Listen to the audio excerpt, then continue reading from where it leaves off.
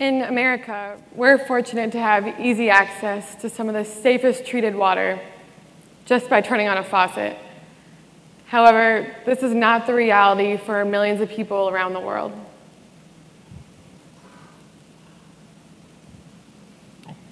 In the fall of 2014, my friend told me about the nonprofit she started to implement clean water systems in Latin America. She proceeded to tell me about the worldwide water crisis and the fact that millions of people have to walk, often up to 4 miles every day to collect water. She showed me a picture of a jerry can, which is a typical container that people in Africa use to carry water, but to us in America is just a 7-gallon gasoline can.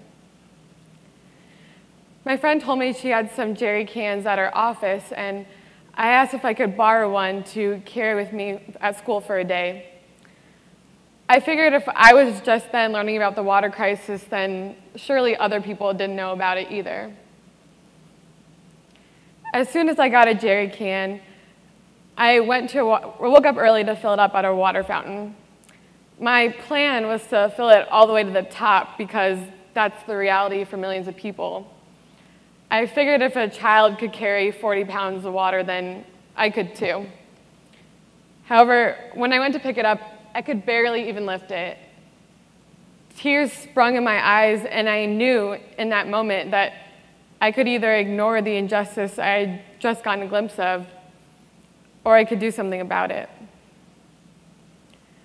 And so I carried the jerry can to my classes that day with as much water as I could carry, and not surprisingly, received a lot of attention from teachers and students. But at the end of the day, I thought it was unfair that I got the option to stop carrying the jerry can. And so I decided I would continue carrying it, and not just to my classes, but everywhere I went, 24/7, so everyone could learn about the water crisis and this injustice. My jerry can affectionately got the name Jerry, and for the next several months, we went on a whirlwind of events. We went everywhere together, to concerts, to coffee shops, to bookstores, to restaurants. And I got to talk to a lot of people about the water crisis. I started a fundraising page so people could donate to my friend's nonprofit organization. And I was quickly collecting dollar bills from family, friends, students, and a lot of random strangers. This was only the beginning, though, of a large ripple effect. I started interning at my friend's nonprofit organization so I could learn about the inside work that goes into fighting the water crisis. I also got to travel to Washington, D.C. with a social justice advocacy group to advocate for a bill that would provide more people with clean water. It was fun getting my jerry can through security at the Capitol. By this time, I had acquired more jerry cans, and I was hosting 4-mile Fridays, in which I invited students to walk 4 miles around the track with me with jerry cans. For my 21st birthday, I even invited students to walk 21 laps around the track with me. Even my grade school at home in Iowa got involved by not only fundraising, but by carrying little mini jerry can cups all day. To my overwhelming disbelief, in just 5 months, I reached my fundraising goal of $7,500, which went to help communities in Haiti. I decided I would continue on my journey, but not just by myself.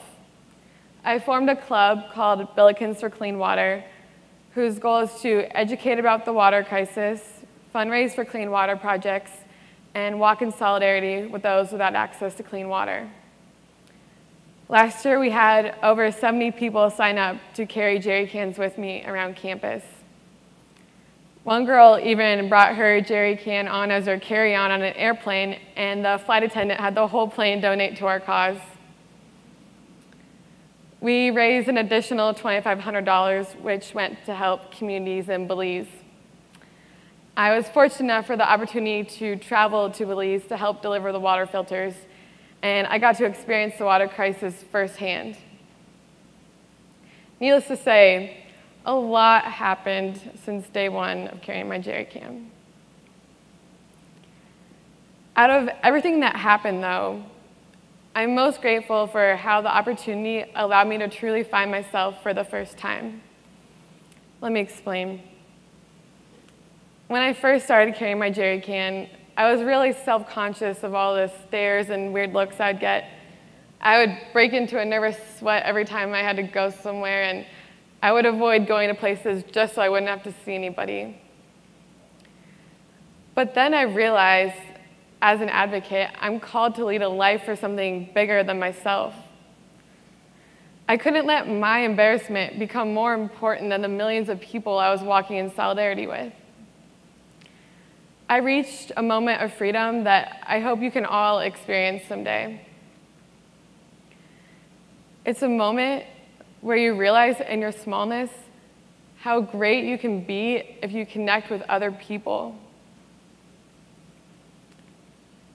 And it was in this state that I was finally able to be the person I'm supposed to be.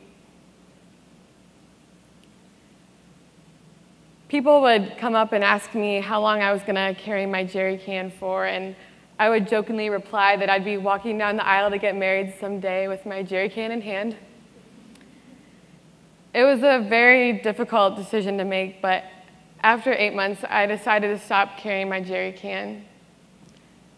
Despite the fact that the months of carrying it were some of the fullest months I've lived, I was getting too comfortable in the uncomfortable. It was no longer challenging for me to carry my jerry can, and I wanted to see what else I was capable of.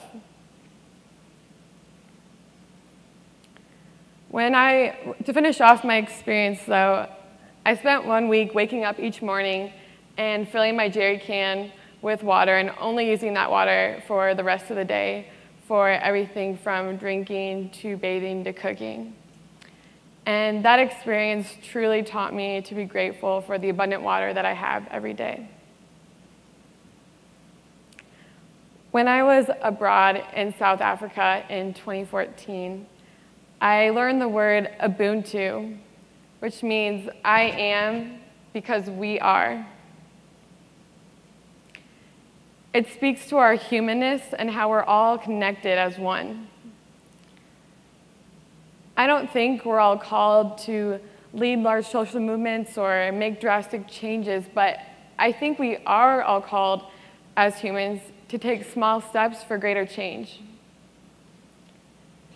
And so, from my experience, I'm going to give you 3 steps you can take to create change. Step number 1 is to become aware.